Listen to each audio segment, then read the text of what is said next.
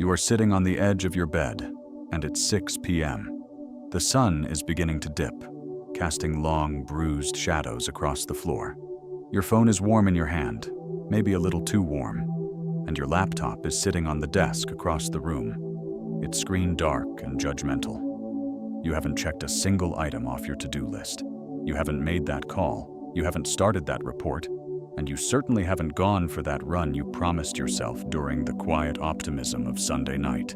By all objective measures, you have done nothing, and yet your bones feel like lead.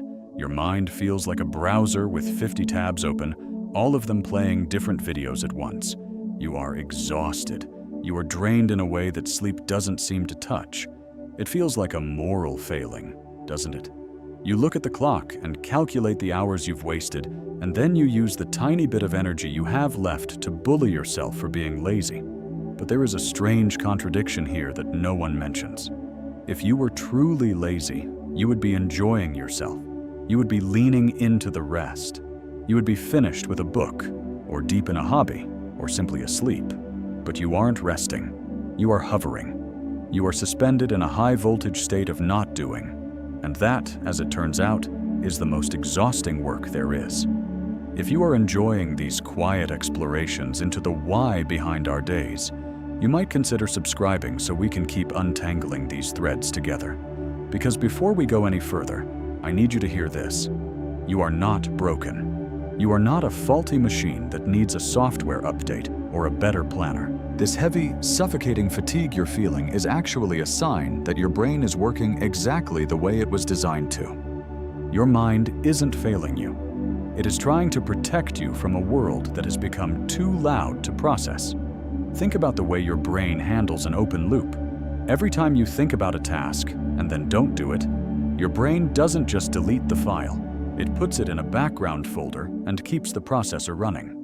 This is the weight of anticipatory anxiety. When you spend 3 hours scrolling through your feed while intending to do your taxes, your brain is actually doing the taxes in a simulation. It is calculating the stress, the potential errors, and the boredom of the task over and over again. You are running a marathon in your mind while sitting perfectly still on your sofa. Psychologically, this is known as cognitive load. Your nervous system doesn't distinguish between the physical act of working and the mental act of worrying about work. It just sees the fuel gauge hitting empty. We see this in our relationships and our childhoods, too. Think back to a time when you were a student and you had a massive project due. You didn't just play, you guilt played.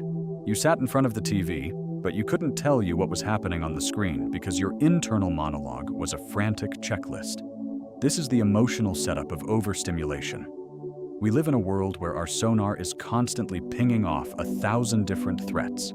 Emails, headlines, social comparisons. When your brain feels this much noise, it tries to regulate by pulling the emergency brake. This isn't a lack of willpower. It's a survival response. Your brain has decided that the cost of starting is higher than the cost of staying still. But here's the part nobody tells you. Your fatigue is often a velvet rope designed to keep you away from vulnerability. To do something to truly commit your focus to a task is to risk being seen. It is to risk finding out that you might not be as good at it as you hoped. It is to risk the possibility of failure. Procrastination is a master of identity protection. It would rather you feel tired and lazy than competent, but failing. Being tired is a safe narrative. It's a shield. As long as you are too exhausted to try, your potential remains perfectly intact and unthreatened.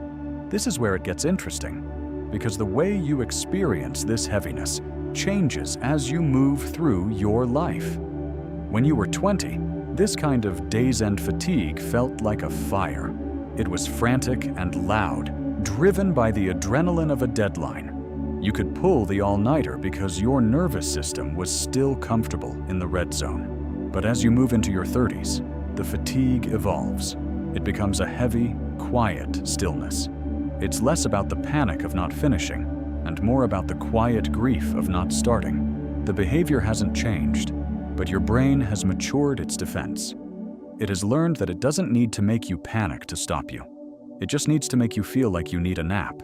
It moves from a sprint away from a predator to a slow retreat into a dim, familiar room where nothing is expected of you. This behavior is a form of emotional regulation that works like an autopilot for the soul. Think of it as a pilot flying through a blinding storm. When the horizon disappears and the dials are spinning, the pilot doesn't look out the window at the chaos.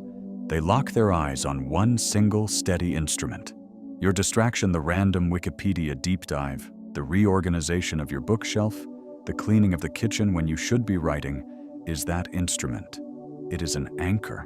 It gives you a small, predictable environment that you can control when the big work feels like a wilderness you can't navigate. It restores a sense of safety to a nervous system that feels like it's being hunted by a to-do list. You are essentially a biological organism trying to exist in a digital environment that was never meant for your hardware. You are carrying around internalized expectations from a version of yourself that didn't have to deal with a globalized attention economy. Every open tab in your life, the unread texts, the half-finished books, the maybe someday goals is a tiny leak in your battery. By the time you sit down to do the thing that actually matters, you aren't starting from zero. You are starting from -50. There is a quiet power in realizing that your wandering mind isn't a defect. It is a conversation. When you find yourself 3 hours deep into a day with nothing to show for it but a heavy heart and tired eyes, your brain is simply telling you that the current temperature of your life is too high. It's telling you that you don't feel safe enough yet to be fully present. Your value as a human being is not a calculation of your output. You are not a productivity machine that has broken down. You are a living thing that is currently redlining in an attempt to keep yourself regulated. You don't need to apologize to your notebook. You don't need to fix the way you think before tomorrow morning. It is okay that you took the long way around today. It is okay that the silence of the work felt too heavy to carry. Your worth isn't diminished by the things you didn't do, and your fatigue is not a sign of a character flaw. It is a sign of a heart and a mind that are trying very, very hard to look after you in a world that asks for too much. For now, just being here is enough. The work will still be there tomorrow, and the day after that. But the version of you that needs to feel safe, the version of you that needs to be a friend to your own mind, that person is right here, right now, and they deserve a little bit of grace for the marathon they've been running while sitting still. It is enough to just breathe. It is enough to let the sun set and try again when the silence feels a little more like home.